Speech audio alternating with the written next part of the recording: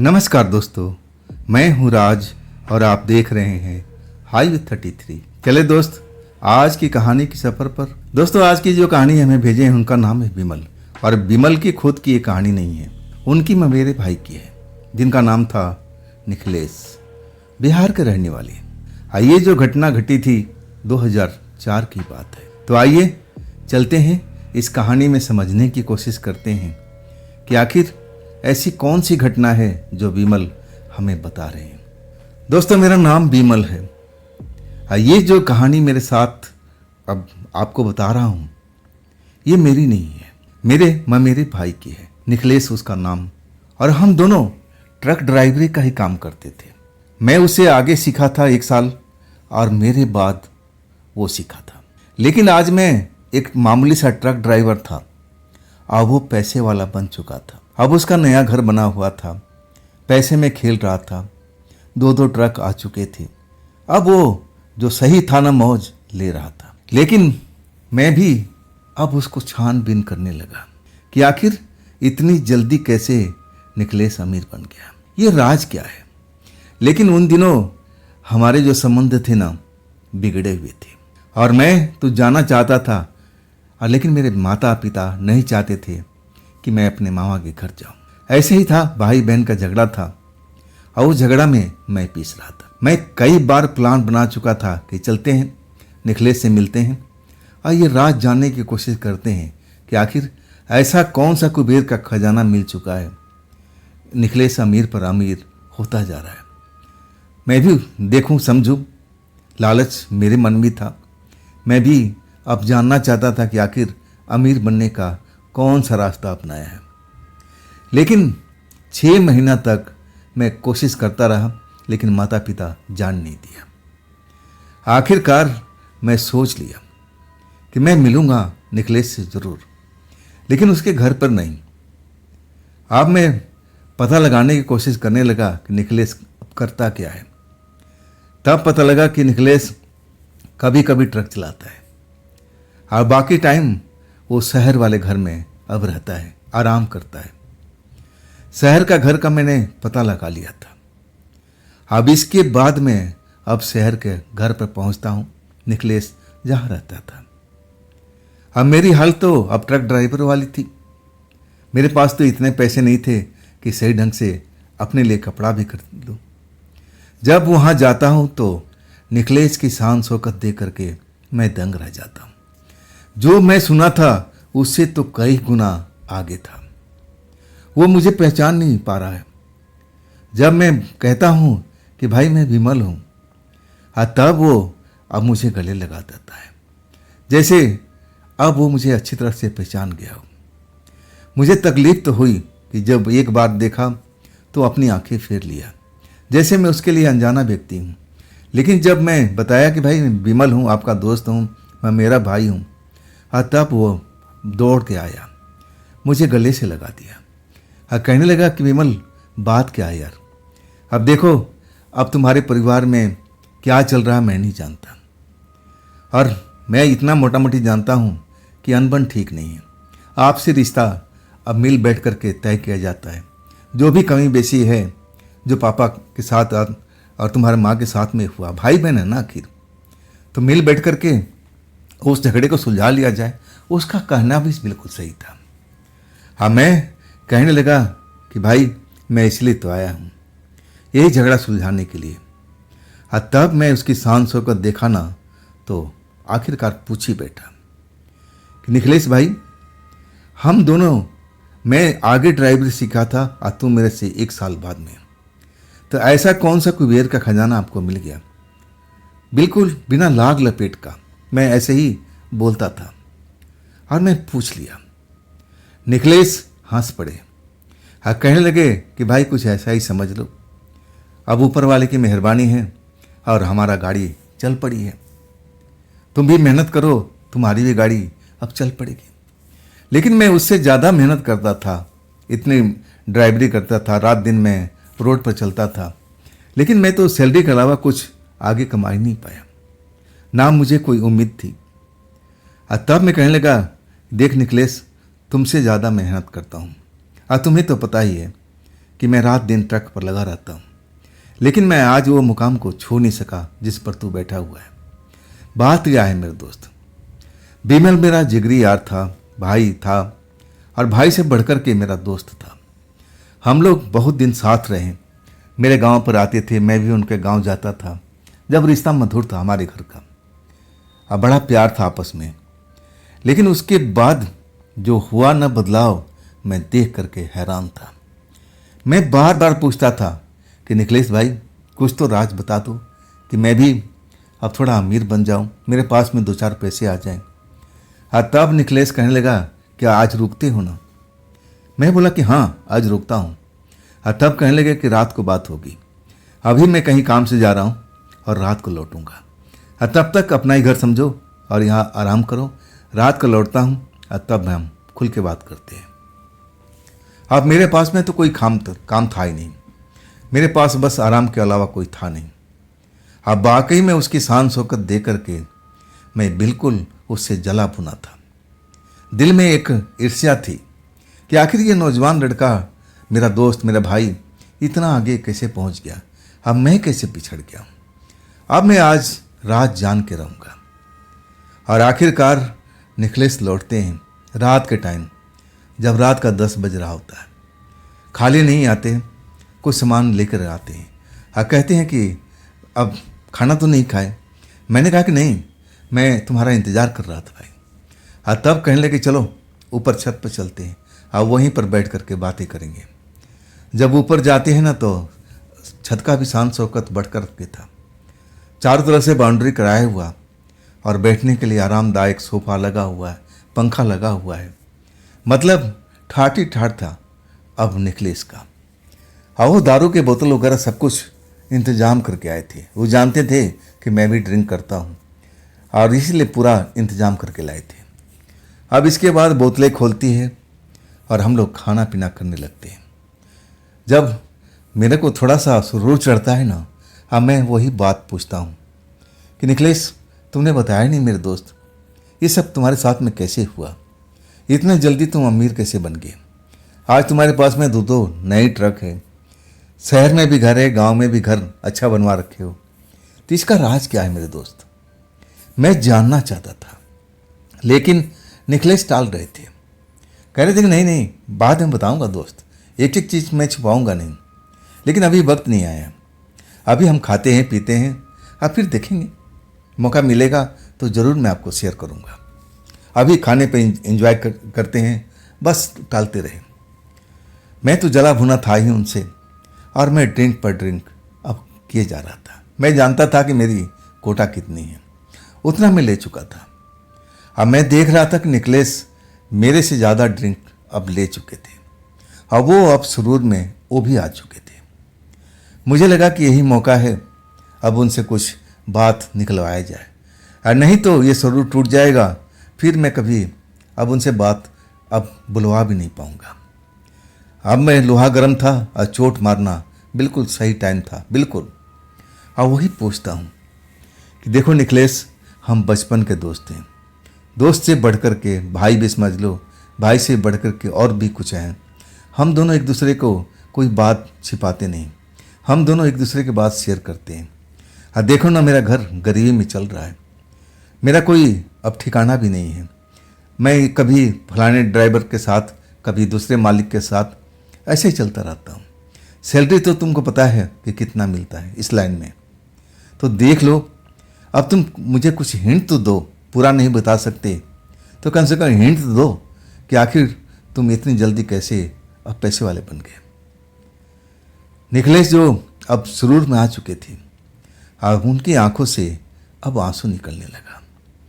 अब मैं जब देखा ना, मैं भी सुरूर में था और मैं भी कहने लगा, निखिलेश भाई रो क्यों रहे, मैंने ऐसा कोई सवाल तो नहीं पूछ दिया। और तब वो कहने लगे कि देख भाई बिमल, तुझसे मैं कुछ चीज़ छिपाता नहीं आज तक, है ना, आज भी छिपाऊंगा। रोना मुझे इस बात का आ रहा है कि तुम जो देख रहे हैं ना मेरे शान शौकत, ये मेरे लिए कितना महंगा बैठ रहा है, तुम्हें पता नहीं है। मैं हैरान था, मैं इस बात को जानने को अब व्यग्र था कि आखिर अब इनको परेशानी क्या हो रही है। भगवान का दिया हुआ सब कुछ तो है इनके पास में, सब कुछ है जो एक आम इंसान अब सोचता है कि मेरे पास में गाड़ी हो, मेरा पास बंगला हो, और सब कुछ तो इनको भगवान ने दिया हुआ है। तो ये कष्ट में क्यों हैं, रो क्यों रहे हैं, इनकी आंखों से आंसू क्यों निकल रहा है, ये मैं जानने के लिए बेसब्र था। अब मैं वही पूछता हूँ कि देखो निकलेश, यहाँ पर हमारे तुम्हारे अलावा कोई दूसरा नहीं, तीसरा नहीं है। तो जो भी अपने दिल की भड़ास है ना, निकाल लो। और तब कुछ देर वो मुझे देखते रहे। अभी मैं उनकी आंखों में आंसू देख रहा था। मैं जानता था कि निकलेश इतने कमज़ोर नहीं हैं, लेकिन ये आंसू निकालने की मजबूरी क्या थी, मुझे तो अंदर से हिला तक दिया था। आखिर बात क्या है जो अपने दिल में छिपा के बैठे हुए हैं, उसको बाहर नहीं निकाल रहे। और तब मैं वही सवाल फिर दोहराने लगा कि देखो जो भी तुम्हारे मन में चल रहा है ना, और बाहर निकालो, अंदर रहेगा तुम घुट घुट के जियोगे। और तब वो कहने लगे कि बिमल, मैं तुमसे कुछ छिपाऊंगा नहीं। और तब तक एक आध पैग और ले चुके थे। अब वो बहक भी रहे थे, बहकी बहकी जैसी बात कर रहे थे। अब मैं तो समझ रहा था कि दारू का अब नशा चढ़ गया है, अब ये बात सही बताएंगे नहीं। लेकिन मुझे जब आश्चर्य होने लगा, तब मेरे कंधे पर हाथ रख करके अब मेरे नज़दीक बैठ चुके थे। कहने लगे कि विमल, अब तुम ध्यान दे। मैं बोला कि मैं तो सुन रहा हूँ, आप बताओ तो सही। तब कहने लगा, तुझे लग रहा होगा ना कि मैं कितना अमीर हूँ, कितना पैसा वाला हूँ, लेकिन इसके पीछे की कहानी तुम नहीं जानते। अगर तुम जान जाओगे ना, तो तुम ये चीज़ कभी भी सपनों में भी नहीं मांगोगे कि मुझे इतना दौलत मिल जाए, मेरे घर में अब गाड़ियाँ हो, मैं पैसे वाला बन जाऊँ, शहर में मेरा घर हो, कभी सपने में भी नहीं सोचोगे। उसकी बात जो लग रही थी ना निकलेश की, बहकी बहकी सी लग रही थी, जैसे दारू का नशा चढ़ गया है और कोई नहीं। तब मैं कहने लगा, रहने दे भाई, अब तू बताएगा नहीं, सच्ची बात तो बताता नहीं है, अब दारू पी लिया, बहकी बहकी बात कर रहा है। लेकिन कंधे पर हाथ मजबूती से रखे हुए निकलेश कह रहे थे कि मैं तुमसे झूठ नहीं बोल रहा हूँ, मैं बहक नहीं रहा हूँ, अगर मेरी कहानी सुननी है ना तो ध्यान से सुन। तब एक एक चीज़ वो बताते चले गए। जब मैं कहानी सुनता हूँ ना उनकी, मुझे विश्वास भी नहीं होता है कि आज की साइंस के युग में 21वीं सदी में हम जी रहे हैं। दुनिया कहाँ से कहाँ पहुँच गया है, और हम अब ऐसी बातें मेरा दोस्त कर रहा था, मेरा भाई कर रहा था, जो विश्वास करने लायक था ही नहीं। तब मैं कहने लगा कि निकलेश, तुम मुझे झूठ बोल रहे हो, तुम्हारा जो बहकी बहकी बातें हैं ना, झूठ लग रही है। इस बात में मैं मान ही नहीं सकता, इसमें सच्चाई है नहीं। तुम झूठ का पुलिंदा अब मेरी तरफ गढ़ रहे हो, अब मुझे झूठ ही बता रहे हो। कैसे मैं मान लूँ कि ये सब आज के युग में होता है। तब निकलेश कहने लगे कि भाई, जो बताया हूँ ना, एक एक बात सत्य है। फिर अपना सर झुका करके आंसू निकालने लगे थे। मैं समझ नहीं पाया कि कौन सा दर्द में जी रहे हैं। इतना सब कुछ होते हुए भी अपनी शादी अभी तक नहीं कर पाए। मुझे तो लगा था कि कहीं शादी का चक्कर तो नहीं है, कहीं प्यार मोहब्बत का चक्कर तो नहीं है, लेकिन ऐसा कुछ नहीं था। जो कहानी बता रहे थे ना, मुझे बिल्कुल भी हजम नहीं हो रहा था। लेकिन मैं वही अंश आपको सुना रहा हूँ। और निकलेश बताने लगे कि देख भाई, हम तुम साथ ही काम करते थे एक ही ट्रांसपोर्ट के कंपनी में। तुम मुझसे 1 साल पहले आए थे और तुम ही ने मुझे इस जगह पर अब लगवाया था। मैं तुम्हारी छत्र छाया में आकर के ही ट्रक ड्राइवर बना। तब में मेरा परिवार, आप जानते ही हो कैसा मेरा परिवार है। मेरे घर में कभी खाना बनता था, कभी नहीं भी बनता था। हाँ, तुम्हारे पिताजी मदद करते थे, कुछ पैसा देते थे, तब हमारा घर चल पाता था। हमारी हालत ऐसी ही थी। हमारी जो अब ड्राइवरी की सैलरी थी, अब तुम्हें तो पता ही था कितना पैसा मिलता है, उसमें अपना भी खर्चा और फिर अपने परिवार का खर्चा, दोनों का खर्चा चलाना पड़ता था। मैं बहुत परेशान रहता था। जब मेरे पास में कोई काम नहीं होता था ना, मैं रोड के किनारे पास वाली जंगल में चला जाता था मन को शांत करने के लिए। अब मुझे वहाँ पर बैठ करके अपना चिंतन करना बहुत ही अच्छा लगता था। जब काम नहीं होता था ना, तो मैं देर रात तक बैठा रहता था। हाँ, वैसे ही एक रात की बात है। मेरे पास कोई काम नहीं था। हाँ, मैं भी अब एकदम थका हुआ था। दारू की बोतल लेकर के, सारा सामान लेकर के मैं सोचा चलो वहीं पर अपना गम निकालते हैं। वो जगह बड़ा शांत था। अब दो साइड से रोड जा रहा था। अब बीच में एल शेप में अब वो जगह था, पुलिया थी। अब मुझे तो वो जंगल वाला भाग जो था मुझे अच्छा लगा। वहाँ बिल्कुल शांति थी। बगल में नदी थी, नदी के पानी भी था, सब कुछ अब अच्छा लग रहा था। अब मैं ना जाने कितनी बार वहाँ बैठा हुआ था, कोई नई बात नहीं थी।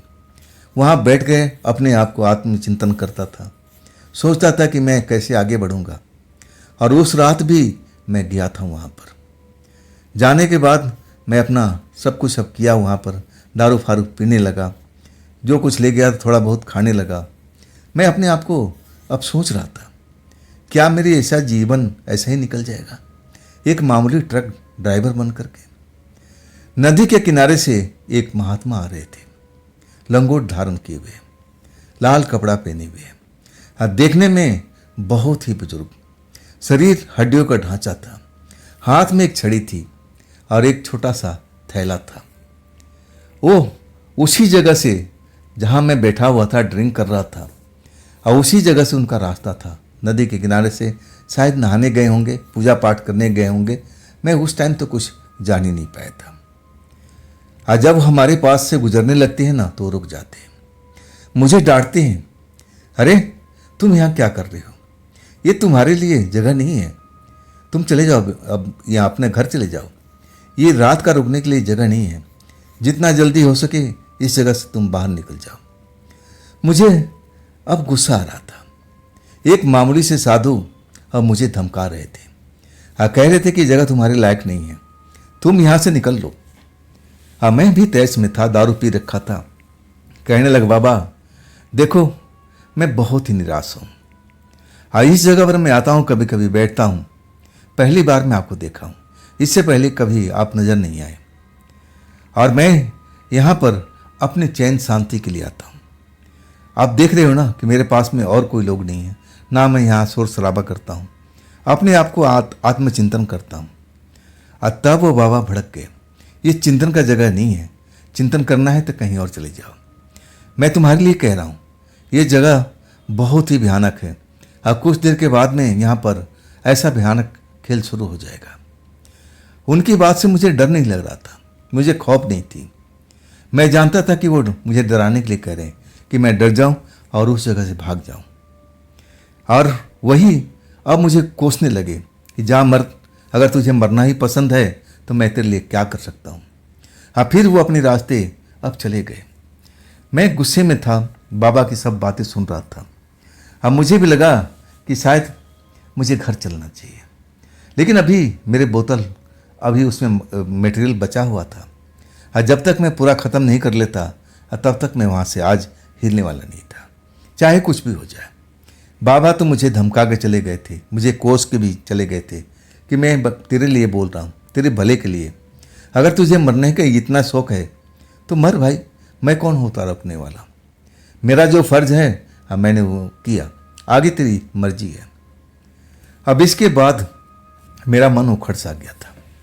यहाँ पर मैं पहली बार किसी को देखा था इस जगह पर, और वो मुझे धमका के गए थे। मन में एक गुस्सा था, लेकिन वो बुजुर्ग व्यक्ति थे, मैं उनसे उलझ भी नहीं सकता था, और ऊपर से साधु संत की तरह दिख रहे थे।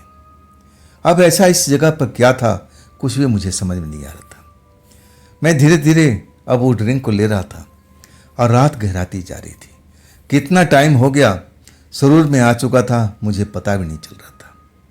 मैं बस आसमान में देखता था, आसमान में तारे चमचमा रहे थे, चांद का कोई अता पता नहीं था। तब मुझे लगा कि शायद आज काली रात है। फिर मैं सोचने लगा कि अब चलते हैं, जल्दी जल्दी ख़त्म करते हैं, फिर यहाँ से निकलते हैं। अब वही करता हूँ। अभी मैं बोतल ख़त्म करने का सोच ही रहा था, तभी नदी के तट से एक प्रकाश जैसा मुझे दिखाई दिया, जैसे कोई हाथ में लालटेन लेकर के और नदी के किनारे से कोई आ रहा हो। बड़ा अलग लग रहा था।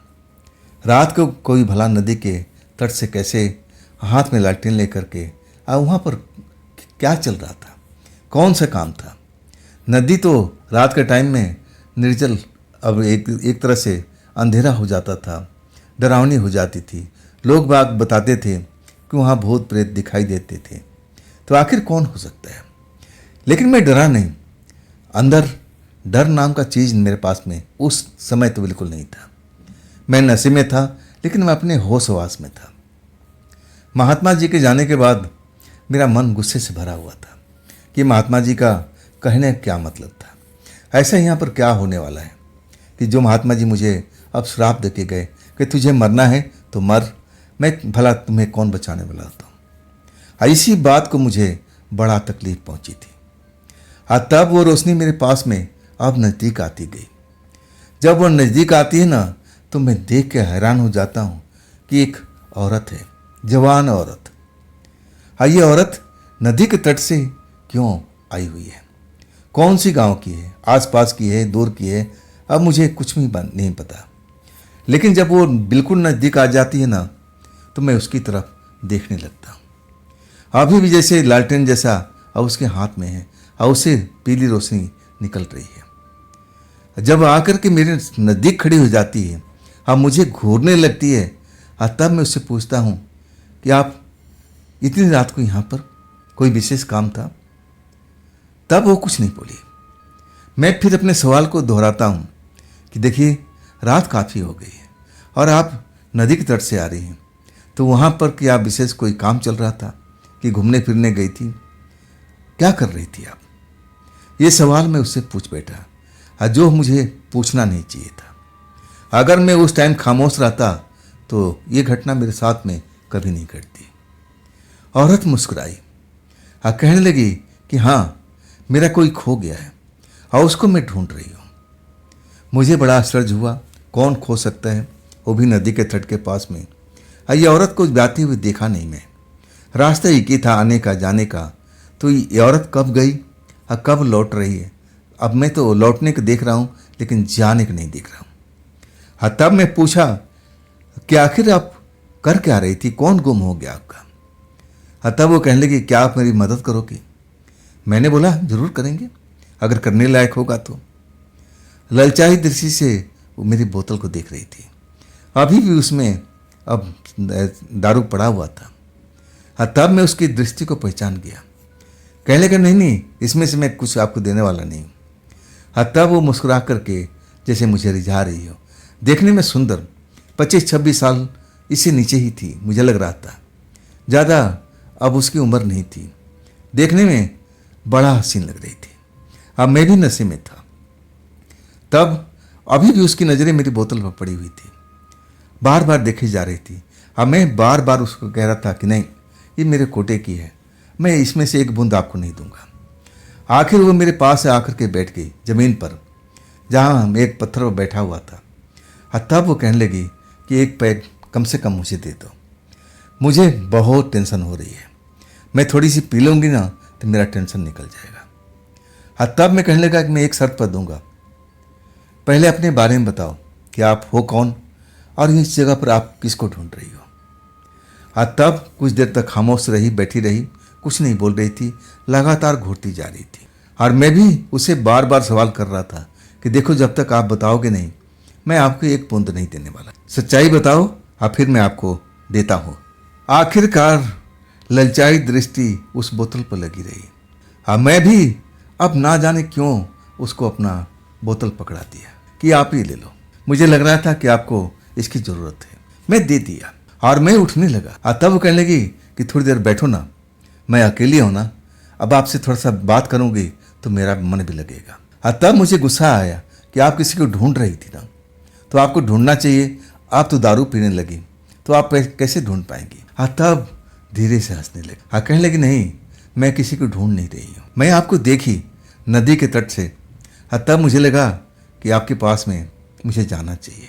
मैं बड़ा आश्चर्य में था, ये लड़की मुझसे झूठ पर झूठ बोल रही थी। पहले कह रही थी कि किसी को मैं ढूंढ रही हूँ, दारू के चक्कर में लगी हुई थी। तब मैं पूछने लगा कि अपनी सच्चाई तो कम से कम बताइए कि आखिर आप हैं कौन? इस रात के माहौल में जहाँ पर आम इंसान अब आता नहीं है, डरता है, और आप इस जगह पर कर क्या रही हैं? तब बोतल पीने के बाद जैसे लग रहा था कि उसको भी सुरूर आ गया है। अब फिर वो बोलती है कि मैं भला क्यों डरूं, मैं तो दूसरे को डराती हूँ। ये बात मैं बहुत अजीब सी लगी उसकी बात। क्या मतलब है आपका कहने का, सीधा मैं उससे पूछता हूँ। तब वही बात दोहराती है कि मैं किसी से डरती नहीं, मैं तो दूसरे को डराती हूँ। तब मैं कहने लगा कि आप भूत प्रेत, कोई आत्मा हो, कोई चुड़ैल हो जो ऐसी बहकी बहकी बात कर रहे हो 2 घूंट दारू पीने के बाद में? क्या आपको हजम नहीं होती तो क्यों पीती है आप बहकी बहकी बात कर रहे हो। तब कहने लगे कि मुझे नशा नहीं चढ़ा है, मैं अपनी होश वास में हूँ, जो सच्चाई है मैं बता रही हूँ। मैं कहने लगा क्या आप वास्तव में अपने आप को भूत घोषित करती हैं, कोई प्रेतनी हो, अब क्या हो, आप कुछ तो बताओ। तब कहने लगे तुमने सही पहचाना, मैं अब एक पिशाचिनी हूँ। उस लड़की की ये बात सुनकर के मुझे हंसी आ गई थी। देखने में गोरी चिट्ठी लड़की, कहीं से भी भूत प्रेत दिखाई नहीं दे रही थी, लेकिन अपने आप को पिशाचिनी बोल रही थी। मैं तो वे हंस पड़ा था उसकी बात सुन करके। मुझे लगा कि अब इससे बढ़िया माहौल कहाँ मिलेगा, और बात करते हैं, रात तो अपनी है, आखिर आज तो काम है नहीं, आज आराम ही करना है। चलो कुछ देर और समय पास करते हैं, ऐसे और समय बिताते हैं इसके साथ। अब अच्छा लग रहा था उसके साथ बात करना। मैं मजाक में कहने लगा कि वाकई में आप अब एक भूत हो, आम भाषा में कहूँ तो। तब वो कहने लगी हाँ, आम भाषा में मैं भी कह रही हूँ कि मैं एक प्रेतात्मा हूँ।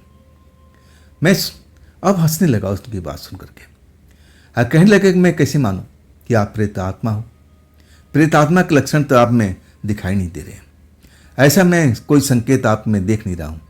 जो मैं सुना हूँ कि प्रेतात्मा तो अलग होते हैं, अलग उनकी पहचान होती है, और आम लोगों को तो बहुत मुश्किल से दिखाई देते हैं। जो ज्ञानी लोग बताते हैं, जो मैं सुना हूँ, जो मैं पढ़ा हूँ, हर इंसान को तो अब वो देख ही नहीं पाता, उनमें देखने की अब काबिलियत नहीं होती। हाँ, कुछ इंसान जो लाखों में हैं वो आपको देख सकते हैं अगर कोई आत्मा हो, लेकिन मैं ऐसा कोई इंसान तो नहीं हूँ, मैं लाखों में एक तो नहीं हूँ, मैं एक नॉर्मल इंसान हूँ। लड़की हंस पड़ी। हंसते हुए कहने लगी देखो, मैं इन सब ज्ञान की बातें तो नहीं जानती जो तुम मुझे सुना रहे हो, लेकिन तुमने अब दारू दिया है, सच बोलने का कहा है, तो मैं अपना सच बता रही हूँ। मैं एक प्रेत आत्मा हूँ। अब तुम्हें विश्वास करना है, अब तुम्हारे ऊपर निर्भर करता है, तुम करो या ना करो। मैं एकदम हैरान रह गया था उसकी बात सुन करके। कहीं से भी मुझे नहीं लग रही थी कि वो कोई प्रेत आत्मा है, बिल्कुल कोई संकेत नहीं था। लेकिन अभी में मुझे लग रहा था कि ये मजाक कर रही है, सीरियस नहीं है। फिर मैं बार बार उससे पूछ रहा था कि छोड़ो ना, मजाक बहुत हो गया, आपको भी घर लौटना चाहिए, चलिए हम लोग अब सड़क की तरफ चलते हैं, आप वहाँ से अपने घर के लिए निकल जाना, अब मैं अपने डेरे पर पहुँच जाऊँगा। तब वो कहने लगी अरे मेरा घर तो यही है, घर बार मेरा सब कुछ यही है, सब कुछ मेरे घर में अंदर बैठे हुए तुम, अब मैं कहाँ जाऊँगी, जाना तो आपको है, आपको निकलना चाहिए, अब रात काफ़ी हो चुकी है, चलो मैं आपको बाहर तक छोड़ देती हूँ। वाकई में अभी तक मैं इन चीज़ों से अनजान था। मुझे लग रहा है कि मेरे साथ में गेम खेल रही है, मुझे अब झूठी अब एक तरह से दिलासा दे रही है कि चलो अब मैं तुम्हें रोड तक छोड़ देती हूँ। मुझे लगा कि ये मजाक ख़त्म हो जाएगा, चलो रोड तक चलते हैं। अब मैं चल पड़ा, बोतल ख़त्म हो चुका था, ऐसा कुछ था ही नहीं वहाँ पर। तो हम चलते हुए बात करते हुए जा रहे थे। जब हम रोड पर पहुँचते हैं ना, तब वो रुक जाती है। मैं कहता हूँ चलो ना ऊपर रोड तक चलते हैं, आपको जाना कहाँ है, अब रात काफ़ी हो गई है, चलिए मैं आपको घर तक छोड़ देता हूँ। और मैं भी नशे में था, ज़्यादा तो नहीं, अपने होशो हाउस में था, मुझे ज्ञान था हर एक चीज़ का। तब वो कहने लगी कि अब मैं कहाँ जाऊँगी, मेरा घर तो यही है, मैं यहीं पर रहती हूँ, आप निकल जाओ। अभी भी मुझे मजाक लग रहा था। तब मैं कहने लगा देखिए, मजाक की एक हद होती है, अगर आप भूत प्रेत होती ही ना तो मेरे सामने से आप गायब हो जाओ, तब मैं मानूंगा कि वाकई में आप भूत प्रेत हो, कोई प्रेत आत्मा हो। इतना कहने की देर थी और लड़की गायब, जैसे हवा में विलीन हो चुकी हो या फिर धरती में समा चुकी हो। सही में जो भी नशा मैंने किया था ना, सारा उतर चुका था। मेरी बोलती बंद हो गई थी। मेरा तो ऐसे प्राण सूख रहा था। ये क्या, अभी अभी तो यही थी और अभी भी गायब हो गई। हाँ, तभी पीछे से मुझे कोई टच करता है। अब मेरा तो प्राण और सूख जाता है। उस वक्त में जो मेरे साथ में उस टाइम चल रहा था, डर का माहौल, मैं बहुत डरा हुआ था। मैंने आज तक किसी प्रेतात्मा से, कोई शैतानी शक्ति से, ऐसी दुष्ट आत्माओं से कभी मिला तक नहीं था। हाँ, ये तो अपने आप को पिशाच नहीं बोल रही थी, डर वाली बात थी। मुड़ के देखता हूँ तो वही लड़की मेरे पीछे खड़ी है और मुस्कुरा रही है। अब तो तुम मान गए ना कि मैं पिशाच नहीं हूँ। बाकी में मेरा शरीर कांप रहा था उसको देख करके। तब वो मुझे शांत कराने लगी और कहने लगी, अरे तुम डरो मत, डरो मत, मैं ऐसी वैसी नहीं हूँ, तुम्हें नुकसान नहीं पहुँचाऊँगी, तुम शांत रहो और अपने तुम घर जा सकती हो। वाकई में मुझे लगा कि बस यहाँ से अब मुझे भागना चाहिए, और ऐसा मैं भागने की सोच भी रहा था। और तभी वो मेरा हाथ पकड़ लेती है और कहती है, अरे 2 मिनट बैठो, मैं तुम्हें सब समझाती हूँ, बिना डर किए हुए मेरी बात सुनो। वो शायद मुझे अब देख चुकी थी कि मैं इतना डरा हुआ हूँ, कहीं मेरे साथ कुछ हो ना जाए, डर के मारे। और वही मुझे बहला फुसला रही थी। मुझे अब एक जगह पर बिठा देती है, पास में बैठ जाती है और कहने लगी कि तुम जो सोच रहे हो ना, मैं ऐसी नहीं हूँ, मैं आज तक किसी का नुकसान नहीं पहुँचाया। तो मेरा डर थोड़ा सा कम हुआ। मैं सुना था, अब मैं बताने लगा कि मैं सुना था कि जो अच्छी आत्माएं हैं अब लोगों का मदद भी करती हैं, तो क्या उन आत्माओं में से आप हैं? और तब वो कहने लगी कि हाँ, मदद करते हैं, लेकिन ऐसा नहीं है, एक तरफा नहीं चलता है। हमारी दुनिया में एक हाथ लो और एक हाथ दो। मैं उसका मतलब नहीं समझ पाया था। मैं समझना चाहता था कि आखिर वो बोलना क्या चाहती है। हाँ, मैं वही बात को दोहराता हूँ कि आपका कहने का क्या मतलब है, एक हाथ लो एक हाथ दो, आपकी दुनिया में ये क्या तरीका है? और तब मुस्कुराते हुए मुझे समझाने लगी कि देखो, हमारी दुनिया के एक उसूल है, हम किसी पर मेहरबान ऐसे नहीं होते। हमारी एक उसूल है, हम उसूल पर चलते हैं, हम उसी का मदद करते हैं जो हमारी मदद करता है। अब तो तुम समझ गए। अब उस जगह पर था जहाँ पर लोग अब जाने से डरते थे और रात का गहरा सन्नाटा पसरा हुआ। लेकिन ये दारू जो अंदर थी ना, अब उसने ही कमाल किया था। उसी की वजह से उस प्रेतात्मा लड़की से मेरी मुलाकात होती है और वो मेरा सारा डर निकाल फेंकती है। और अभी तक उसने मेरे साथ में कोई नुकसान नहीं किया था, तो डर तो मेरा ऐसे ही गायब हो गया था। अब मैं उससे बार बार पूछ रहा था कि देखिए, मैं बहुत करीबी में हूँ, क्या आप मेरी मदद करेंगी? वो सोचने लगी और सोचते हुए कहने लगी कि तुम्हारे पास अब देने के लिए क्या है, आखिर तुम मुझे कुछ दोगे ना? मैं कहने लगा, मेरे पास में तो ऐसा कुछ भी नहीं है, तो बताइए। तब वो कहने लगी, नहीं, ऐसा नहीं हो सकता है। मैं बताई ना कि मेरा एक उसूल होता है, हमारी दुनिया का एक उसूल है, एक हाथ ले एक हाथ दे। अगर तुम मुझे कुछ देते हो तो मैं भी तुम्हें कुछ देती हूँ। और तब मैं कहने लगा, बताइए, मेरे पास में ऐसा कुछ नहीं है जो मैं आपको गिफ्ट कर सकूं। मैं तो गरीब इंसान हूं, ट्रक ड्राइवर हूं और बड़ी मुश्किल से दिहाड़ी भी लगती है, तो बताइए मैं कैसे आपका क्या दे सकता हूं। अब शायद वो मेरे पर तरस खा रही थी। हाँ, कह रही थी कि ठीक है, तुम्हारे पास में ऐसा कुछ नहीं है तो कोई बात नहीं, तुम हो ना। अब तो मेरी हालत खराब हो गई। क्या क्या मतलब है आपका? मैं ऐसे ही डरते हुए पूछने लगा। हाँ, तब वो मुस्कुरा के कहने लगी, अरे डरो मत, डरो मत, मैं तुम्हारा नुकसान नहीं पहुंचाऊंगी। मेरे साथ रात गुजारो, आप बदले में मैं भी तुम्हें कुछ देंगे जिससे तुम्हारी गरीबी दूर हो सके। अब ये सौदा तो तुम कर सकते हो ना? वाकई में सौदा बड़ा ही डेंजरस था। हमें आज तक किसी लड़की के पास तक नहीं गया था।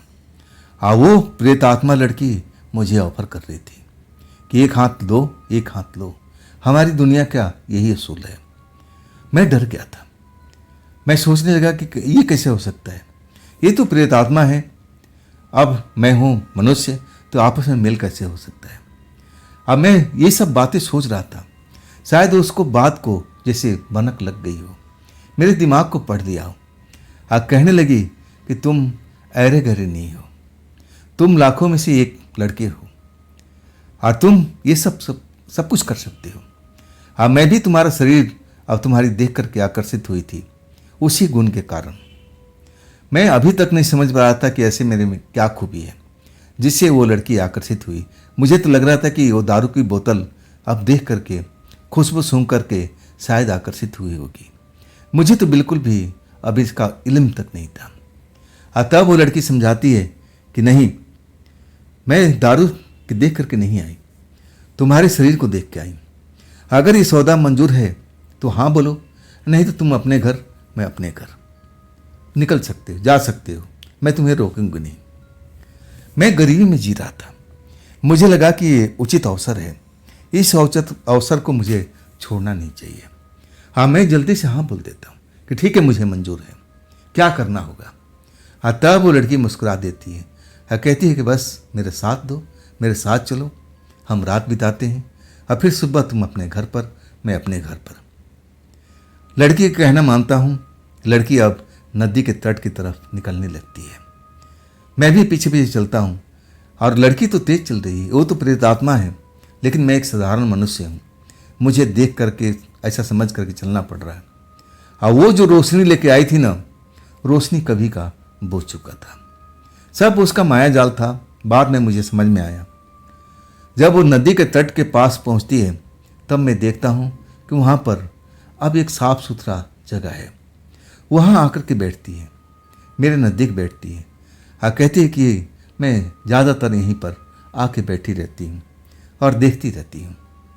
अब देखो, यही हमारा जगह है। हमारे पास में कोई महल नहीं है जो तुम्हारे पास में होता है, घर नहीं है, हम खुले में रहते हैं।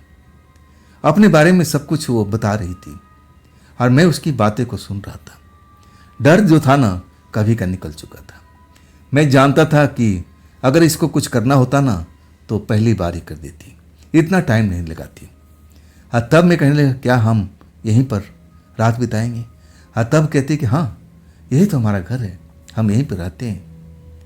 आखिरकार मुझे उस लड़की के साथ रात वहीं पर बिताना पड़ा। अब सुबह जब होती है ना 4 बजे से, मुझे समय का अंदाज़ा नहीं था, लेकिन इतना अंदाज़ा ज़रूर था कि अब सुबह होने जा रही है। तब लड़की कहती है कि अब निकल जाओ, अपने घर जाओ। अब फिर मैं कहता हूँ कि आपने जो वादा किया था, वादा तो अधूरा रह गया ना, आप मुझे कुछ देने वाली थी ना। तब कहती है कि जाओ, मैं झूठा वादा नहीं करती, तुम्हें वो चीज़ जरूर मिलेगा, लेकिन अभी नहीं, वक्त पर मिलेगा। हो सकता है कि कल मिले, परसों मिले, मैं कोई टाइम पक्का नहीं बता सकती, लेकिन मिलेगा जरूर, निश्चित रहो, अपने घर जाओ। मैं अभी रुका हुआ था। अब मैं कहने लगा मैं आप पर कैसे विश्वास करूं, कल मैं आता हूं तो आप नज़र नहीं आओगी। तब वो कहने लगी हाँ बिल्कुल मैं नज़र नहीं आऊँगी, मैं 1 महीने के बाद इसी जगह पर नज़र आऊँगी। अगर तुम्हें आना हो तो आज के ही रात को, ऐसी जब रात आएगी तभी तुम इस जगह पर आना, तब मैं तुम्हें मिल सकती हूँ। अगली बात 1 महीने के बाद में हो सकती है। तब मैं कहने लगा कि देखिए, आप झूठा वादा तो नहीं किया है। तब कहने लगी नहीं, मैं झूठा वादा नहीं करती, जो होगा तुम्हारे सामने होगा, जो कुछ भी तुम्हें मिलेगा जरूर मिलेगा, लेकिन मैं वक्त नहीं बता सकती। आखिरकार कहने लगी मुझे जाना होगा, और वो जल्दी से फिर वो अंधेरे में गायब हो गई थी। अब मुझे लगने लगा कि अब सुबह होने जा रही है। मैं भी अपने डेरे पर लौटता हूँ और उसी लड़की के बारे में सोचता रहता हूँ कि आखिर ये वाकई में एक प्रेतात्मा थी। मैं उसको गायब हुए देखा था। अब मैं इतना जानता था कि प्रेतात्माएं बहुत सारा झूठ बोलती हैं, लोगों को ठगने का काम करती हैं, लोगों को सताने का काम करती थी, लेकिन ये प्रेतात्मा कह रही थी कि मैं ऐसी नहीं हूँ, मेरे में वो गुण नहीं है, वो लक्षण नहीं है, मैं कभी लोगों को सताती नहीं हूँ, ना डराती हूँ। तब मुझे उस पर यकीन होने लगा। लेकिन अब हफ्ता भर गुजर चुका था, मैं अपने काम पर अब चल रहा था, ट्रक चला रहा था, लेकिन जो लड़की ने बोला था अभी तक वो चीज़ मुझे मिला ही नहीं था। वो मुझे क्या देना चाहती थी, कब देना चाहती थी, पक्का उसने वादा तो किया था, लेकिन टाइम पीरियड नहीं बताई थी। वो रात का समय मैं जब पहाड़ी रास्ते से निकल रहा था और तब मुझे एक डब्बा सा नजर आया जो रोड के किनारे गिरा हुआ था। उस डब्बा को देखता हूँ ना तो मैं ब्रेक लगा देता हूँ। मुझे लगता है कि किसी गाड़ी से लुढ़क करके गिर गया है, ऐसा ही मुझे लगा। ब्रेक लगाने के बाद उस डब्बे के पास जाता हूँ, उस डब्बा को उठा के देखता हूँ।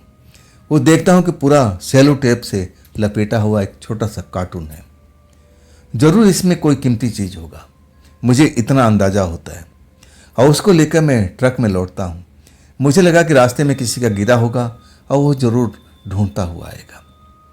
मैं ट्रक में बैठा बैठा काफ़ी देर तक इंतजार करता हूँ और जब कोई नहीं आता है तब मैं उस डब्बा को लेकर के रास्ते पे चल देता हूँ कि अगर मुझे कोई रोक के पूछता है कि कोई कार्टून, कोई डब्बा आपको रास्ते में गिरा मिला, तो मैं बता दूंगा कि हाँ ये रहा जी। मेरे मन में ऐसा कुछ भाव नहीं था, पाप नहीं था, मैं ऐसा ही इंसान था। जब मुझे कोई नहीं रोकता ना कोई टोकता, अब मैं अपने जगह पर पहुंच चुका हूं। मैं अपने ट्रक को बंद करके और अपना डेरे पर अब जा करके सोना चाहता हूं। और तब उस डब्बा के ध्यान आता है कि आखिर वो डब्बा मैं रखा था उसमें है क्या। दोबारा जाता हूं, ट्रक खोलता हूं और फिर उस डब्बे को निकालता हूं, अपने डेरे में ले जाता हूं और फिर इत्मीनान से मैं उसको खोलता हूं। जैसे ही खोलता हूं ना, मेरी आंखें अब बड़ी बड़ी सी हो जाती है। मैं इतना सारा रुपया देख करके आश्चर्य में पड़ गया। ये कैसे आ गया, किसका हो सकता है? इतना सारा रुपया मैंने अपनी ज़िंदगी में तो कभी देखा नहीं था। इतना उस कार्टून में रुपया ठूस ठूस के भरा था। आखिर ये रुपया किसका था? अचानक मुझे वो बात याद आ जाती है, उस पिशाचनी का, जो अपने आप को पिशाचनी कह रही थी, प्रेतात्मा कह रही थी कि तुम्हें कोई ना कोई चीज़ जरूर मिलेगा, लेकिन कब मिलेगा मैं पक्का वादा नहीं कर सकती, लेकिन मिलेगा ज़रूर। मेरा वादा कभी झूठा नहीं होता। और उसी के मुझे अब बात याद आ गई कि अरे प्रेतनी ने बोला था, शायद ऐसा ही हो सकता है, ये डब्बा मेरे लिए है। अब मैं तो बड़ा खुश हो जाता हूँ। मैं इतना खुश होता हूँ कि बस पूछिए मत। इतना सारा रुपया मैं पहली बार देखा था। अब तो मेरे पैर धरती पर पड़ नहीं रहे थे। अब मैं सोच रहा था कि इन रुपये को मैं करूँगा क्या। मैं सोचने लगा कि पहले अपना घर बनाऊँगा, फिर मैं एक नया ट्रक लूँगा और कुछ रुपया बचेगा तो मैं शहर में अपने लिए घर बनाऊँगा। मैं सोच लिया था कि मुझे क्या करना है। अब मैं सारा रुपया लेकर के अब उस नौकरी को रिजाइन देता हूँ और फिर मैं अपने घर आ जाता हूँ। अपने माता पिता को बताता हूँ कि देखो मेरे साथ में ऐसा खेल हुआ। मेरे माँ बाप तो आश्चर्य में पड़ जाते हैं, किसका रुपया था, कहाँ मिला, 36 सवाल। लेकिन मैं सब सवाल का जवाब दिया, लेकिन इस चीज़ को कभी नहीं बताया कि मैं प्रेतात्मा लड़की के साथ रात बिता चुका हूँ। इस बात को मैं छिपा दिया था। यही मेरा सबसे बड़ी दुर्भाग्य थी। मुझे ये बात छिपाना नहीं चाहिए था, लेकिन मैं बहुत बड़ी गलती कर लिया था। और इसके बाद घर परिवार मेरा सब आराम से रहने लगा। खुशियाँ लौट आई थी, पैसे की कमी नहीं थी मेरे पास में। मैं अपने लिए नया ट्रक लिया, घर भी बनवाया और इसके बाद शहर में अब यही मकान में लिया था जिस पर हम लोग बैठे हुए हैं। अब ये बातें निखिलेश मुझे बता रहे थे। अब मैं उनकी बातें सुनकर जैसे लग रहा था कि न जो निखिलेश हैं नशे में चूर हैं और बहकी बहकी बातें कर रहे हैं। ऐसा कैसे हो सकता है? और तब वो कहने लगे कि इसके बाद से मैं पीछे मुड़ कर नहीं देखा।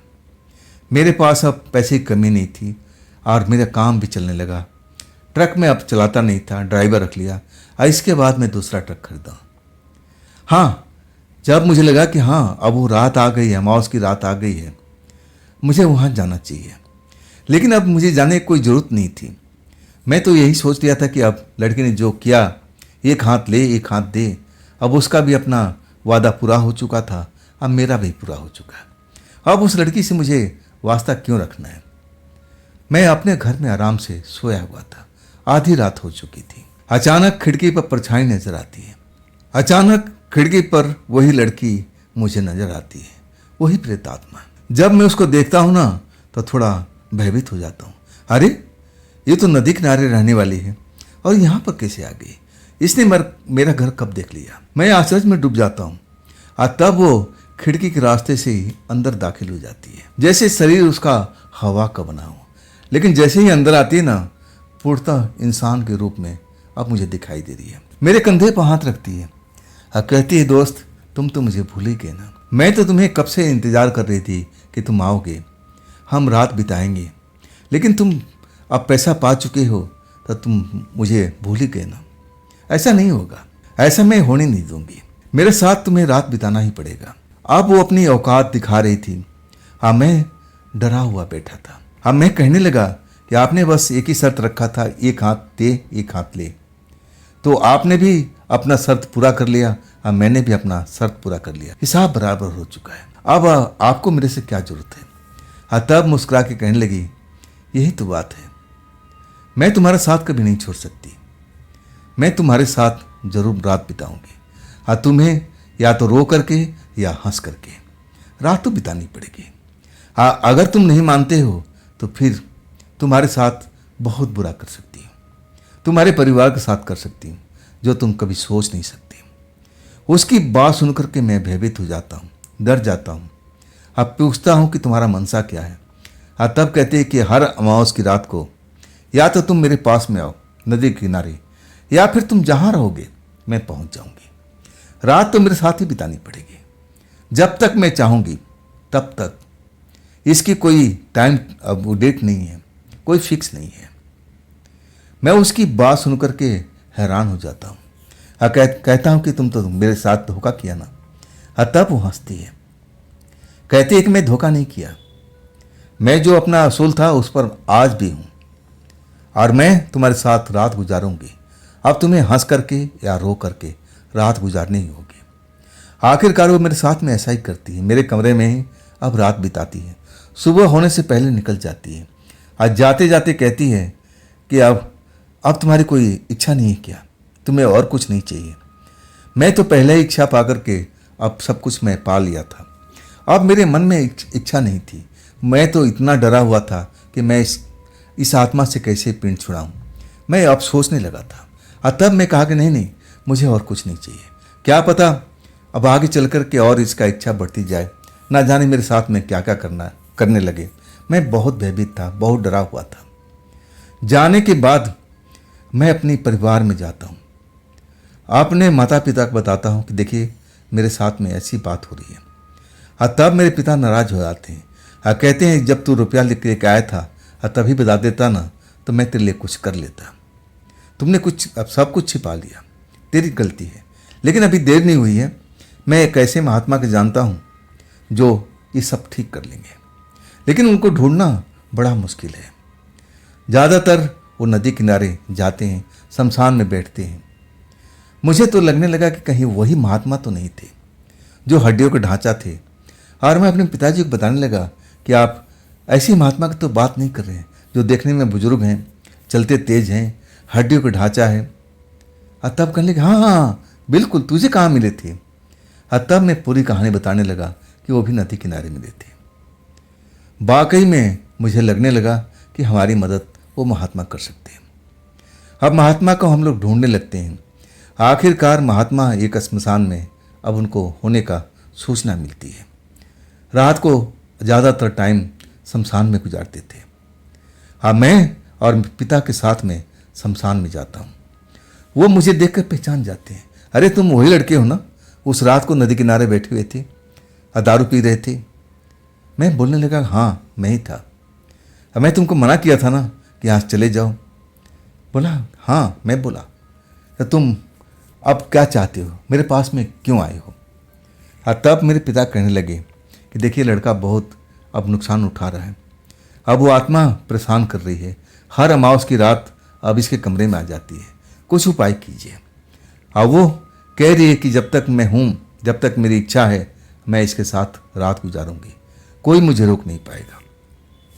महात्मा जी बहुत नाराज हो गए और कहने लगे मेरी तरफ उंगली का इशारा करके कि इस लड़के को मैं समझाया था, लेकिन इसकी बुद्धि खराब थी ना, जो मेरी बात को ध्यान नहीं दिया। और आखिरकार देखो मेरे पास में आना पड़ा ना। चलो देखते हैं उस लड़की को मैं तुमसे दूर करने की कोशिश करता हूँ। आप फिर वो झाड़ फूक में लग गए थे, अपना तंत्र मंत्र का सब कुछ देखने लगे, इलाज करने लगे। अब मैं तो उनके सामने बैठा हुआ ऊँघ रहा था, जैसे मुझे नींद आ रही हो। अचानक मैं नींद में देखता हूँ, ख्वाब में देखता हूँ कि वही लड़की इस जगह पर आ चुकी है और मेरे सामने बैठी हुई है। आप मुझसे जैसे कोस रही हो कि तूने ये क्या किया, मैं तुम्हें छोड़ूंगी नहीं, छोड़ूंगी नहीं। जो कुछ है तेरे पास में सब कुछ तहस नहस कर दूंगी, तेरे परिवार को मार डालूंगी और तुझे भी जिंदा नहीं छोड़ूंगी। तूने मेरे साथ में धोखा किया। अब इसके बाद मेरी आंख खुल जाती है, मैं अपने आप को महात्मा जी के पास पाता हूँ। वहाँ मेरे पिता भी होते हैं, लेकिन वो लड़की नहीं होती है। और तब महात्मा जी मेरे सर पर हाथ फेरते हैं और कहते हैं, जा, मैंने तेरा पीछा छुड़ा दिया, लेकिन ध्यान रखना, आज के बाद नदी किनारे और भी रात के टाइम में, अमावस की रात को, कभी भूल करके उस एरिया के अंदर मत जाना। मैं जब सुनता हूँ निखिलेश जी की बात ना, तो मुझे यकीन नहीं होता है। मुझे लगता है कि नहीं, ऐसा नहीं हो सकता है। ये साइंस का युग है, दुनिया कहाँ से कहाँ पहुँच चुकी है, ये कैसे हो सकता है। और तब निखिलेश बताते हैं कि देखो, इतने मेरे पास में पैसा रहते हुए भी अब मैं शादी क्यों नहीं कर पाया। यही वजह थी। मैं जानता था कि अगर मैं शादी कर लिया ना, तो आत्मा और मुझे, मेरे परिवार को तंग करने लगेगी। लेकिन अब जा कर के महात्मा जी अब मेरा काम किए हैं। अब मैं उस जो पिशाचनी है उससे मुक्ति पा चुका हूँ। क्या तुम्हें यह मजाक लग रहा है? अब मैं निखिलेश की तरफ देख रहा था, नशा उतर चुका था मेरा भी। और कहने लगा, भैया ये जो बता रही हो सही बात है। और तब कहने लगे, बिल्कुल जो भी बताया हूँ सब की सब सही बात है। और देखो, मुझे चेतावनी दे के कहने लगे कि विमल, तुम ऐसा कोई काम मत करना। देखो, पैसा हाथ का मैल है, आज मेरे पास में है, कल तुम्हारे पास में है। पैसा कभी रुकता नहीं है। लेकिन जो मैंने धोखा खाया ना, अब मैं भुगत जो लिया, मैं आज भी नहीं भूल सकता हूँ। अब कुछ बातें ऐसी हैं जो मैं तुम्हें बता भी नहीं पाया। वो बातें बहुत ही डरावनी थी। और तब मुझे लगा कि अरे बाप रे, ये इतना धन पाए हैं, अब इनके आगे अब ऐसा क्या क्या हुआ होगा। एक अब पिशाचनी के साथ वो रात बिताते थे तो क्या अनुभव करते थे। अब वाकई में निखिलेश का शरीर ऐसा था जैसा वो कह रहे थे, लाखों में एक हो सकता है। और तब मुझे लगने लगा कि हाँ, ये भी हो सकता है। और फिर अब निखिलेश मुझे समझाते हैं कि तुम अब मेरी बात को समझ जाते हो ना, समझ गए ना। और तब मैं कहता है, हाँ भैया, मैं ऐसा कोई काम नहीं करूँगा, चाहे मुझे गरीबी में रहना क्यों न पड़े। और तब निखिलेश कहते हैं, चिंता मत कर, मैं तुझे कुछ रुपये दूंगा और तू उससे अपना कारोबार शुरू कर। और वही मैं करता हूँ। आज मैं निखिलेश भैया की वजह से ही अब छोटा मोटा काम धंधा करता हूँ अपना ही, और उससे मेरी जीवन यापन सही ढंग से चल रहा है। तो दोस्तों, ये थी विमल जी की भेजी हुई घटना। ये घटना आपको कैसी लगी कमेंट में जरूर बताइएगा। और दोस्तों, अगर आपके पास भी ऐसी कोई घटना है जो आप मुझे बताना चाहते हो, तो आप मुझे इंस्टाग्राम पर या मेरे व्हाट्सएप नंबर पर या मेरे मेल आईडी पर अपनी कहानी को, अपनी घटना को आप शेयर कर सकते हो। और ये भी चैनल आप ही का है, इसको भी अपना प्यार दीजिए, लाइक कीजिए, सब्सक्राइब कीजिए, अपने दोस्तों को शेयर कीजिए। और फिर हम मिलते हैं ना कल की रात इसी चैनल पर, इसी टाइम पर। आप लोग अपना ख्याल रखिएगा। जय हिंद, जय भारत।